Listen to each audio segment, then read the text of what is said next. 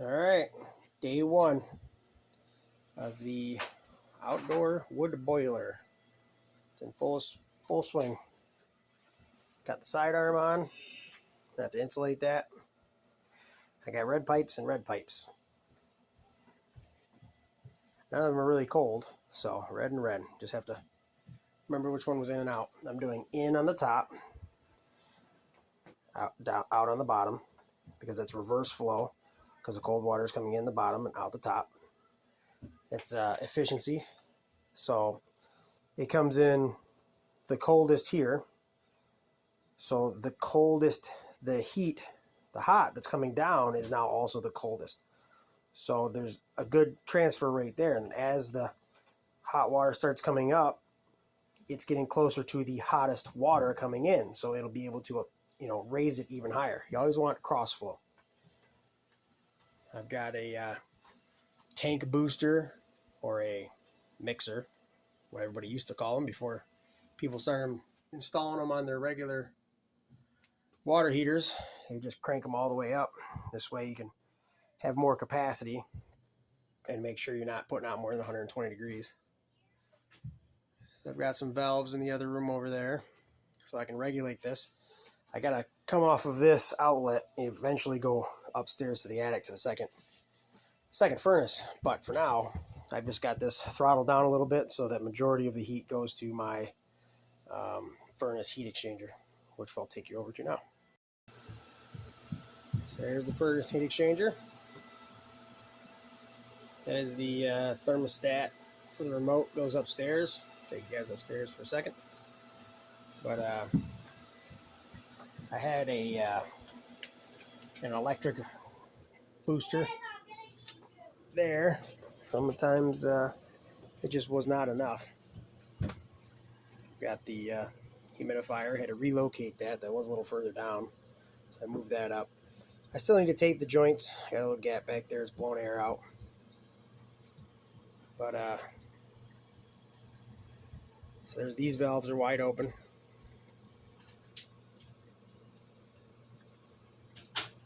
Take you to the place where it splits. Okay, so here's where it enters the house in Thermopex, 1 inch. Comes up, immediately goes to a strainer, out to a T, and then from there, blurry finger, goes over to the water heater. Focus. Goes over to the water heater, and then back. I am restricting the return.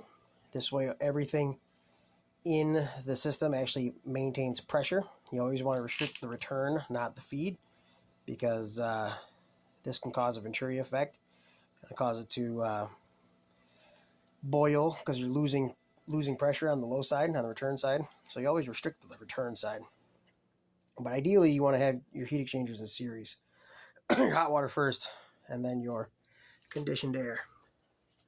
Here's the strainer. I gotta say, it's only been running for a few hours. She's ready. She's fuzzy. That heat exchanger, or that outdoor wood boiler, was used. So they only used it for a couple of seasons, and it looked like it. And then it sat for 6 or 7 years. 6 before I got it, and then I sat it for another year. So I've got treatment in there. But yeah, that needs to be cleaned already. It's only ran it for a couple hours. But that's about ground level here. It's probably about this third or fourth brick down. You actually see where the black is. That's where it starts getting treated. So it's only a couple feet actually below ground there. It gets deeper the further out it goes. Then it comes back up near the boiler. I think it's about 3 or 4 feet deep. The wiring is super temporary. I have direct bury. I have 2 direct buries. One goes out to my garage because I'm going to heat that as well. And then one goes out to the boiler, and I'm running 10-3 wire, so I can have 240 volts out there in case I ever need it, or at least 2 circuits. Right now I'm just running just the pump and the little fan, so super temporary until I add another circuit and run some Romex over here. But it's working for now. This guy needs to get clean. She's fuzzy. Yeah, the very bottom of that's what it's supposed to look like. Wow. All right, let's go out to the boiler. Here's the thermostat setup. So this is my normal thermostat and smart thermostat and all that shit. That one is set to 65 heat. And then this one is set to 75. It's only for heat only. Here is the, let's see, turn that off. The temperature of the boiler currently. It's set for 180, but it's got a 15 degree hysteresis, I believe, 12, 15 degree hysteresis. And it does lose a couple degrees coming in. We're going to go out there and see where it's actually at. But I only have this hooked up to the blower of this. So anytime it calls for heat, it will just turn on the blower. And the blower will then heat the house. If we run out of wood or whatever, something happens with the system, then our gas furnace will just take over at 65 degrees.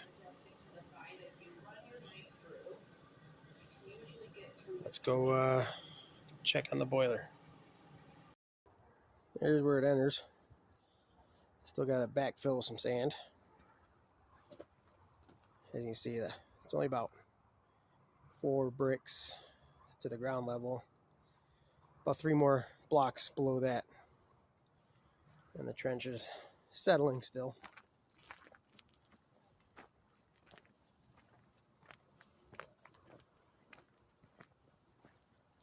Over here by the garage is where I had the other zone going. Just still needed the electrical, but it is and plumbing. I have a hanging 60,000 BTU hanging unit for in the garage. I still got to finish the electrical and the plumbing. There's the boiler.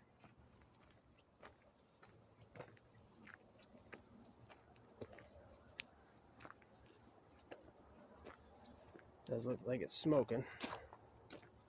So it's calling. It's at 172. It's set for 180.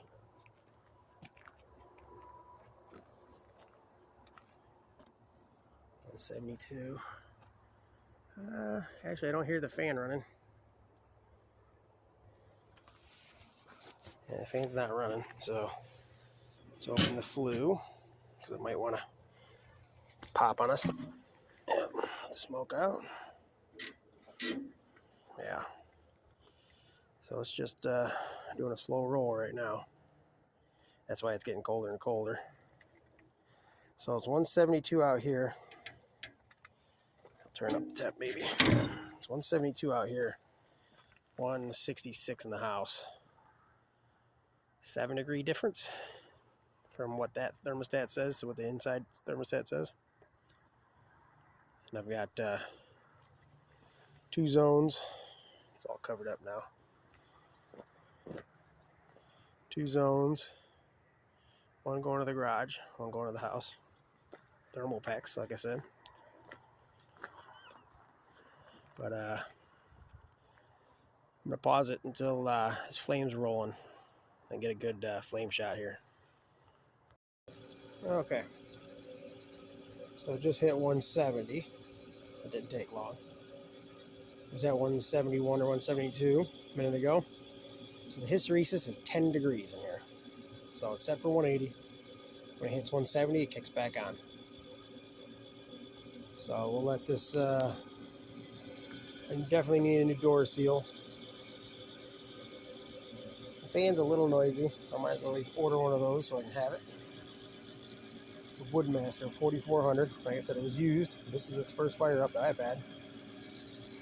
I filled it up in the spring with water all the way to the top. Made sure I didn't have any leaks or nothing. The caulker on the top was still good. I need to get a top for the chimney. I ordered a 4-foot extension and a top. And I told the guy the make and model and everything. He ended up selling me an 8-inch. And then I waited a year to install it all, you know, so it's been a year. And the guy's 2 hours away from me in Ohio, so it's not even worth. I'll just sell it on Facebook Marketplace. So I got an 8-inch 4-foot piece. 8-inch copper. But yeah, it's can't probably see it at all. Yeah, you kind of see it. A little smoky. It's heading right towards the house. That's good. Might have to get one more chimney. It's not hitting my upstairs windows, but it's definitely going over the house. Let's see how that fire looks now. It's only been running for maybe a minute, minute and a half. There we go. So it went from just a pile of coals to kicking again. We didn't make a great starter fire, so it's burning a little uneven right now. But it's up and going. We got some dry, and we got some well-seasoned, several years sitting in the barn. Then we got some maybe 1 or 2 year seasoned wood in there. No pines or anything yet, but I've got some in my pile that we're definitely going to burn. But yeah, I'm excited. So far, so good. Everything seems to be working. We're gonna let it do its thing. So now the independence of heating my own home, it's here. Here's a pile of wood. It's at least as tall as I am. A couple car lengths wide. Here's the really dry stuff from the barn. And I had a couple more loads dropped off recently that I gotta throw up on the pile. But all that's cut into manageable sizes, chunks that I can throw in there. None of it's split, but it's big enough for me to pick up and throw in there. That's how big it is.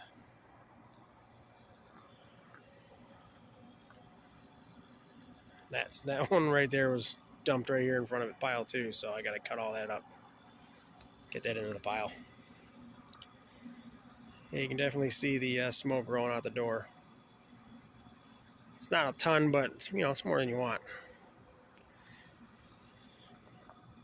Day 1. So far, so good.